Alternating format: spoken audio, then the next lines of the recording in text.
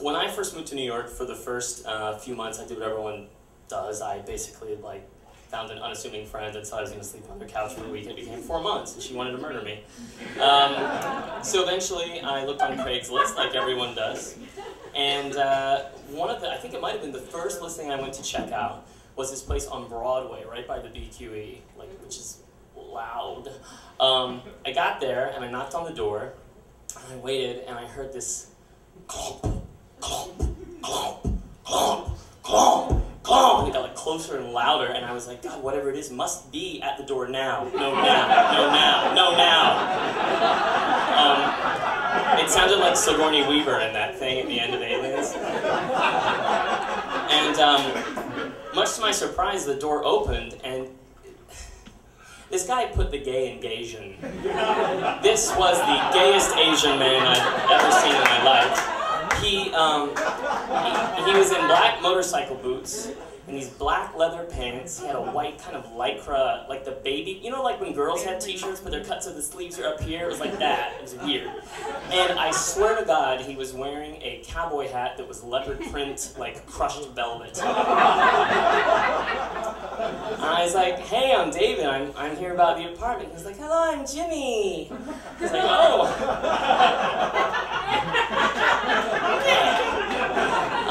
It's nice to meet you, Jimmy. Jimmy was very sweet, and he said, come up. So I came up, I shut the door, and I followed him. And up the stairs, I realized what was so loud is that he had these heavy motorcycle boots, and he appeared to have, it looked like they were 4 spurs if you didn't put the spur on. So there were these, metal clanking things. And he walked like this. I was behind him, at ass level. He was walking like this. It's that's kind of a limp. I don't know what to call that. So he got me upstairs, and we got in the living room, and it literally was like a gay explosion. He had about 7 of those posters. You know those Herb Ritts posters? They're always of a really oiled, muscular black man in the desert holding a geometric shape, like a pyramid or a sphere.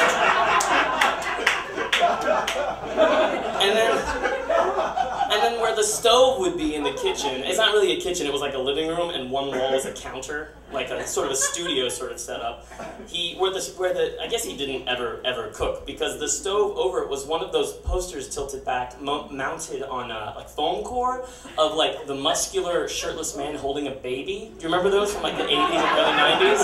There's 20 of them, there's variations. But his had a graphic at the bottom, imprinted, it said, strength.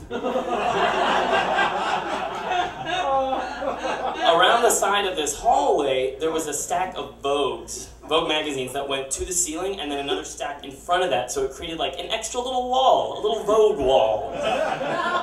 And the other part, this just was the icing on the gay cake, was that Kate Bush's Hounds of Love was playing. So he asked me to come, and he's like, come look at the room.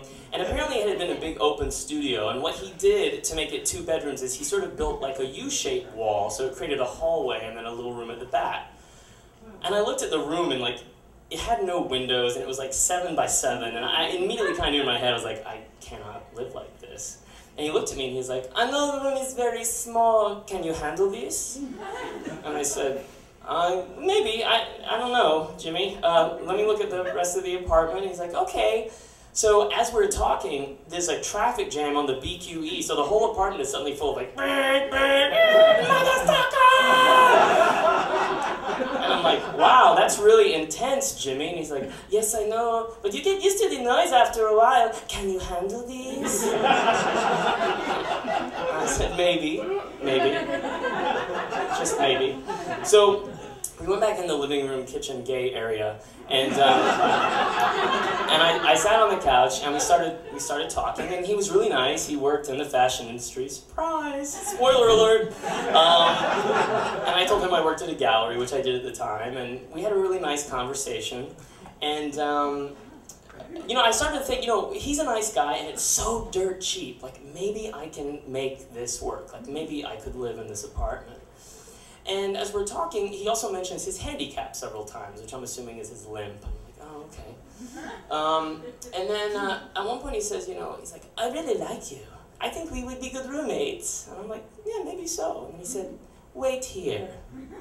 And then he clonk, clonk, clonked out of the room. So I'm like sitting there in the living room, like, oh, maybe he's gonna show me more like shirtless man art or something. And all of a sudden I hear this. Jimmy is coming down the hallway on the floor like this. Behind him, he is dragging, well, his legs stop here. He has taken his prosthetic legs off and put on these adorable little shorts and is doing this insane, like, sort of circus-type spider dance down the hallway. And he stops in the middle of the living room, and I'm like, wow. You really get around. And he's like, can you handle this?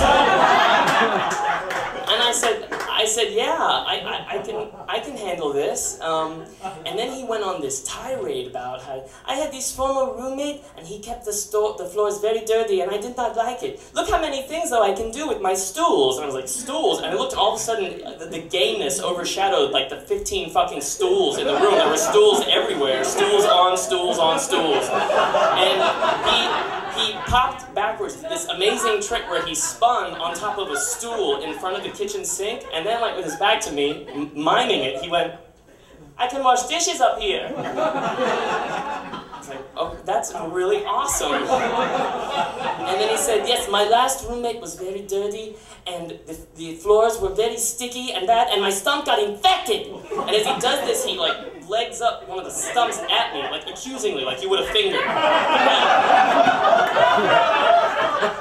And I'm like, no, Jimmy, I'm very, very clean, and your stumps will never get infected. Which brings to mind a lot of questions, like, how long can a stump get infected? Because he seemed really agile. Like, this didn't seem like a fresh kind of wound. I don't know how quick he learned all these tricks, but I was like, no, I promise you I would be very clean. And he's like, that's great, because we really get along, but you just need to know, can you handle this?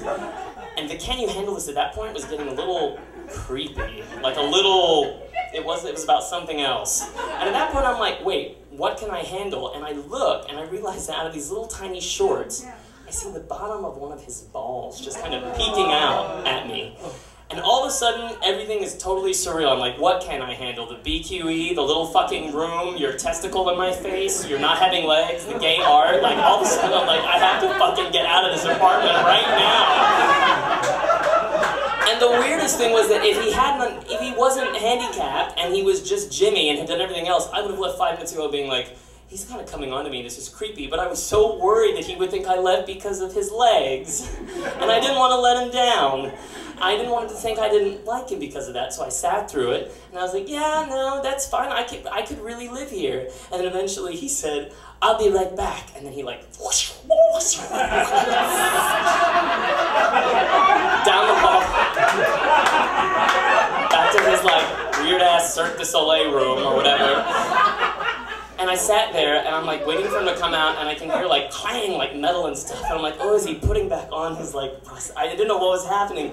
And the whole time playing, if only I could make a deal with God, I'd get into some spaces and be running up that hill. And I'm like, oh, this is horrible. And then against everything my mother taught me, I got up and I left.